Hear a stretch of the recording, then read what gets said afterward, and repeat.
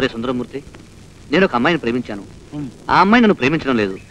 చిక్కుకేరే గురువు గారి దగ్గరికి వెళ్దాం అనుకుంటే ఆయన చైనా టూర్లో ఉన్నారు. ఏదైనా మంచి ఐడియా ఉంటే చెప్పరా? ఒరే మోహన్, ఓ పని చేయి, ఆ అమ్మాయి నువ్వు మర్చిపో. నువ్వు చచ్చిపో. వెదవ జోకులేసామంటే ఎటెక్కిచ్చేస్తాను. కోప్పడగరా, అందమైన ఉద్యోగం చేసే అమ్మాయి ఉంది, జీతం 1200. ఎవరో కాదు, నా కజిన్ సిస్టర్, అనగా మా పెద్దమ్మ గారు అమ్మాయి. నువ్వంటే రేపు ఈ పాటికి ముహూర్తం పెట్టించేస్తాను. అబ్బా, జీతం ఎక్కువ తక్కువ గురించి కదరా, ఆ అమ్మాయిని నేను నిజంగా ప్రేమించాను. సరే, ఈ గొడవంత ఎందుకు గానీ నేను అడ్రస్ చెప్తాను. అక్కడ ప్రేమించడంలో సులువులు ట్రిక్కులు తెలిసిన పైన ఉన్నాడు. అతని పేరేమిటి? ప్రేమరోగ్. ఆయనకు ఒకసారి ప్రేమరోగ్ వచ్చి బతికేట, అందుకని ఆ పేరు పెట్టారు. ప్రేమరోగ్. ఆకుపచ్చ చీరగట్టి శిలకు శిలకు, ఆ గిలక బావి కాడ నువ్వు శిలకో శిలకు, అవ్వలక పోసుకున్నావే శిలకో శిలకు, నీ వయ్యారం ఎన్నెట్లో శిలకో శిలకు. ఆపు ఆపు ఆపు. ప్రేమించడం ఎలాగో చెప్పంటే పాటలు పాడతావేంటి ప్రేమరావు? పాటలు పాడడం కూడా ప్రేమించడంలో పార్టేనండి. ఓహో, అది తర్వాత నేర్చుకుంటాను. ముందు ప్రేమించడం ఎలాగో చెప్పేసి. అయితే సరిగ్గా వినండి. ఒక అమ్మాయి ఉందనుకోండి, మనం అక్కడికి వెళ్దామండి, ఆమెను ప్రేమించేయడం అండి, అంతేనండి.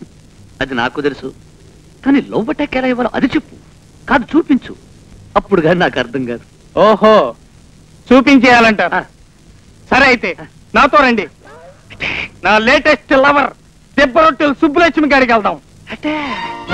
నేను రెచ్చిపోయి ప్రేమించేస్తాను, బాగా చూడండి. ఇక్కడ కాదు, అక్కడ. వివరంగా రాసుకోండి, అంతే. ఫినిష్. రెడీ? రెడీ.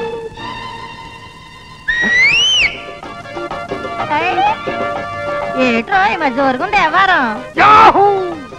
ఏటి గోడని కథలు చేయడం నేర్చుకున్నావు ఏంటి? అదే, నిన్ను ఇలా రెచ్చిపోయి ప్రేమించేస్తాను. అలాగే, నీ కాదన్నా ప్రేమించుగా. ఆహా, ఎంత ముద్దొస్తున్నావే శిలక. ఎండిపోయిన పొగాకాడ లాంటి నీ పెదాలు, పండిపోయిన రావ్యాకులు లాంటి నీ చెక్కిళ్ళు, ఉబ్బిపోయిన బూరెల్లాంటి నీ బుగ్గలు, తవ్వలాంటి నీ మెడ, చెరుగొట్టు లాంటి నీ జడ. జబాసి నీ అబ్బా, నువ్వేనా గుబ్బ? ఓకే.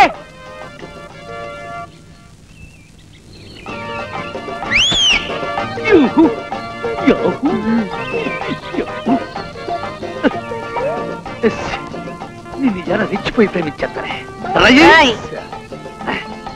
ఎంత ముద్దుస్తున్నవి శిలక. ఎండిపోయిన పొగాకు లాంటి నీ పెదాలు, పట్టిపోయిన రాజాకు లాంటి నీ చెక్కిళ్ళు, ఉబ్బిపోయిన పూరెల్లాంటి నీ బుగ్గలు, ఓహో తొప్పలా నీ మెడ, జర్రుగుట్టులా నీ జడ. నీ యవ్వ రవే నా నువ్వా. ఈ సంగతి మా గురువు గారు చెప్పలేదే. ఒక్కాడిది కుట్టేసింది.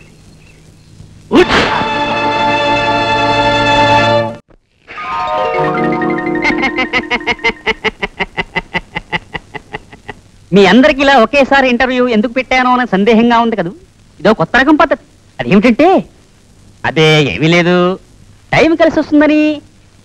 ఇప్పుడు మిమ్మల్ని కొన్ని ప్రశ్నలు అడుగుతాను. చెప్పగలిగిన వాళ్ళు చేతులెత్తండి.